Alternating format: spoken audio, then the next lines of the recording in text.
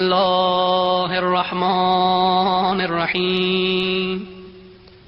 السلام عليك يا حجة الله في أرضه، السلام عليك يا عين الله في خلقه، السلام عليك يا نور الله الذي يهتدي به المهتدون ويفرج به عن المؤمنين.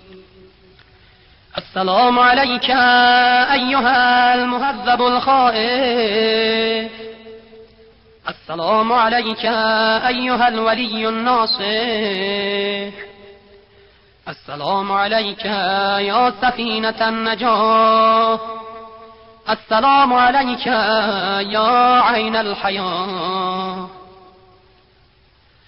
السلام عليك صلى الله عليك وعلى آل بيتك الطيبين الطاهرين.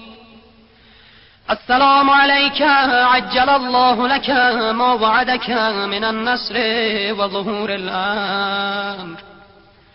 السلام عليك يا مولاي، أنا مولاك عارف بأولاك وأخراك، أتغرب إلى الله تعالى بك وبآل بيتك، وأنتظر ظهورك وظهور الحق على يديك، وأسأل الله أن يصلي على محمد وآل محمد، وأن يجعلني من المنتظرين لك والتابعين والناصرين لك على أعدائك والمستشهدين بين يديك في جملة أوليائك.